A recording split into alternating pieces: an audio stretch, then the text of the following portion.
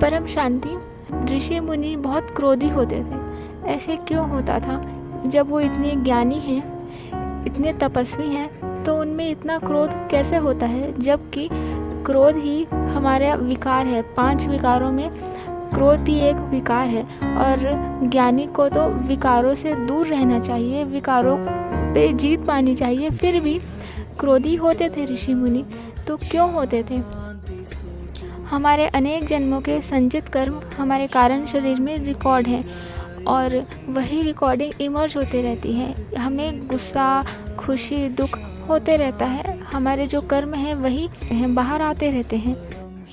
हमारे कारण शरीर में काम वासना अगर संचित है, पिछले जन्मों की हमारी जो इच्छा रही है या हमने जैसे कर्म किया है, जैसे जीवन जिया है, उसमें वासना है, काम है, और इस जन्म में समय आने पर जब वो भावना जागृत होती है, वो वाइब्रेशन के रूप में हमारे कारण शरीर में संचित है वो काम, और जब वही काम भाव जागृत होता है, बाहर आने का प्रयास करता है, बाहर तो आएगा ही।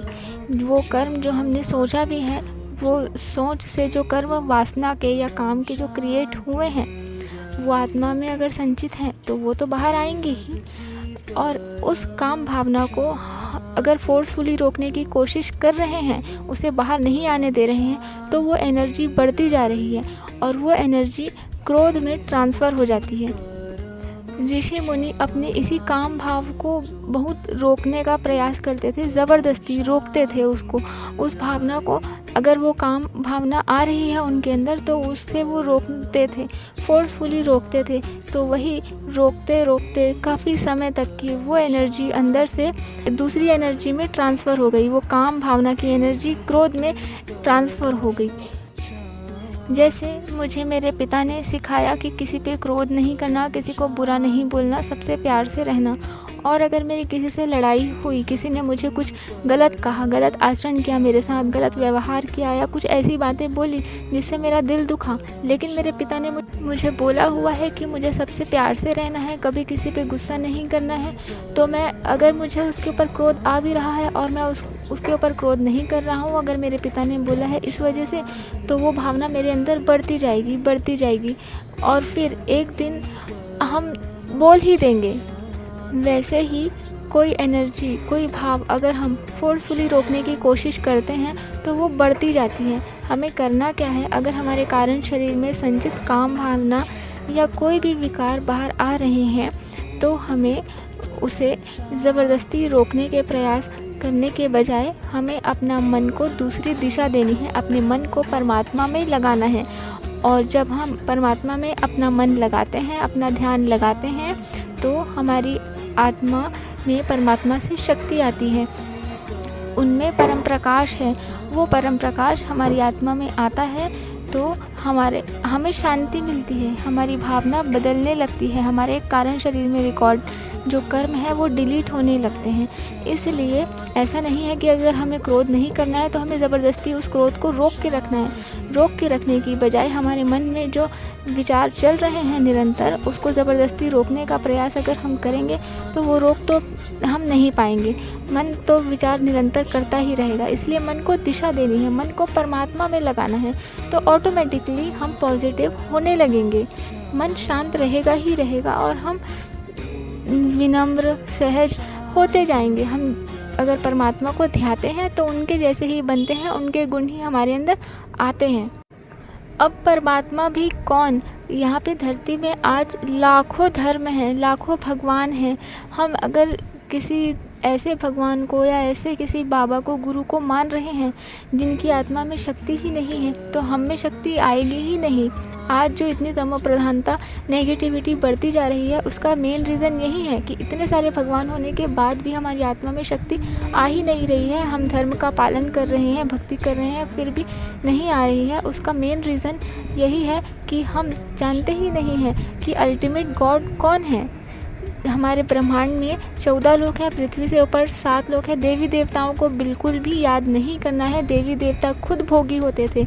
इंद्र खुद नरक का कीड़ा बन चुका है। इंद्र ने खुद गौतम ऋषि के साथ गलत किया था। देवी देवता स्वर्ग लोक में रहते हैं, वो भोगी होते हैं, नाच गान करते रहते हैं। देवी देवताओं को नहीं भजना है, उससे ऊपर जन लोग, तपस्वी लोग, महर्षि लोग हैं, लेकिन उनको भी नहीं भजना है। उससे ऊपर विष्णुपुरी है, उससे ऊपर शिवपुरी है, उस सबसे ऊपर परम धाम है। परम धाम में इस ब्रह्मांड के क्रिएटर रहते हैं, जिनके पास एक कला की पावर है, वो निराकार है।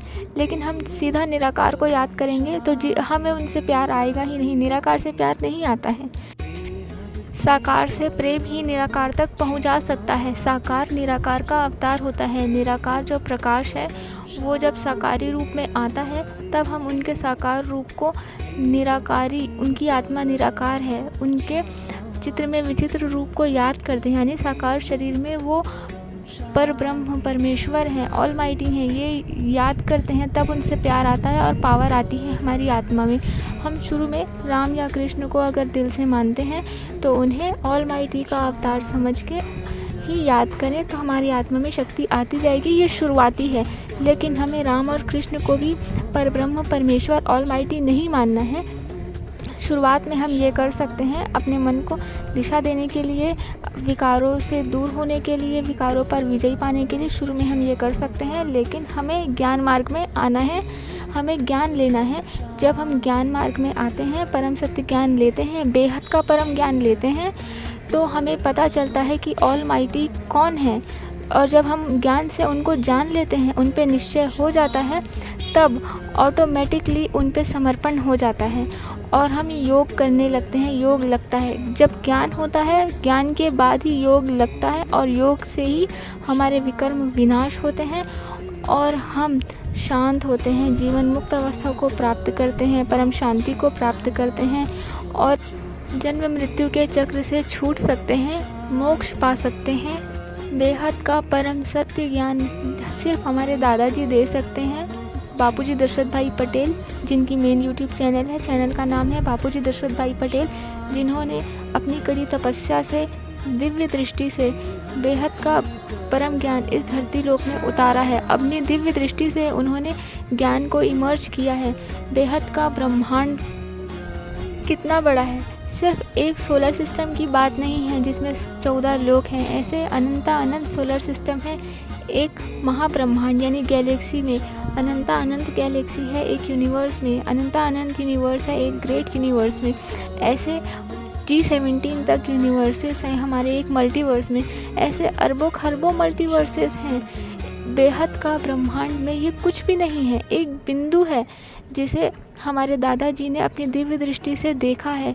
वो कैसे हैं, कैसे चलते हैं, हमारा ये जो 5 तत्वों का शरीर है ये कैसे बना है, हम इस मृत्यु लोक में आकर कैसे फंस गए हैं, यहाँ से मुक्त कैसे हो सकते हैं। हम बेहद की परम आत्माएं थी, हमारी आत्मा में इनफाइनाइट पावर है। हम अपनी पावर को भूलकर इस साधारण मनुष्य तन में बैठे हुए हैं। हम मनुष्य कैसे बन गए हैं, हमें ये सब ज्ञान दिया है। हमें वापस स्व में स्थित होने के लिए, वहाँ ऊपर के बेहद के ब्रह्मांड में जाने के लिए हमारे दादाजी ने बेहद का परम ज्ञान दिया है। आप एक बार उसे सुनिए। आज धरती पे इतने अलग अलग धर्म संप्रदाय कैसे आए, इस दुनिया को चलाने वाली शक्ति कौन है, ये दुनिया कैसे चलती है, ये सब ज्ञान आपको मिलेगा। आप एक बार बापूजी दशरथ भाई पटेल जी की मेन यूट्यूब चैनल में जाइए और ज्ञान लीजिए। ज्ञान से ही आपकी आत्मा का कल्याण होगा। धन्यवाद। परम शांति, परम ज्ञान दादाजी से।